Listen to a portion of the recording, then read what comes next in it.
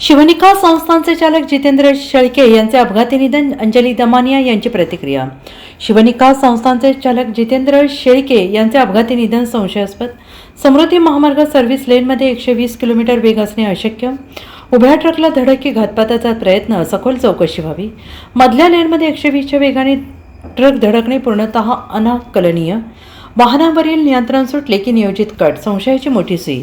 अपघाताच्या तांत्रिक बाबींवरून तपासाची दिशा बदलण्याची दाट शक्यता. शिवनिका संस्थानाच्या नंबर 2 पदावर असलेले जितेंद्र शेळके यांचं काल निधन झालं.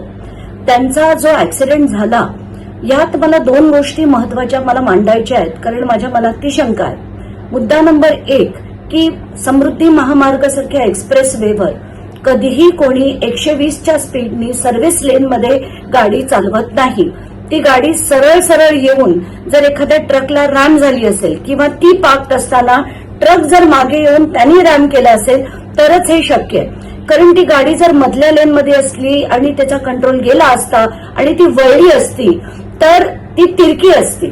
पण आत्ताच्या घटकेला दोन्ही गाड्या सरळ असताना का तर या गाडीने त्या ट्रकला ठोकलंय किंवा त्या ट्रकनी रिव्हर्समध्ये येऊन या गाडीला ठोकलंय. त्याच्यात कुठेही म्हणजे 120च्या स्पीडनी कधीही कुठली गाडी इतक्या पार्किंग पोझिशनमध्ये येऊन कुठच्याही ट्रकला रॅम करणं हे माझ्या बुद्धीला पटत नाही. त्यामुळे शंकेला नक्कीच याच्यात वाव आहे. आणि अस्वस्थ करणारी ही गोष्ट आहे की 3च दिवसापूर्वी ईडीची त्यांच्यावर चौकशी झाली होती.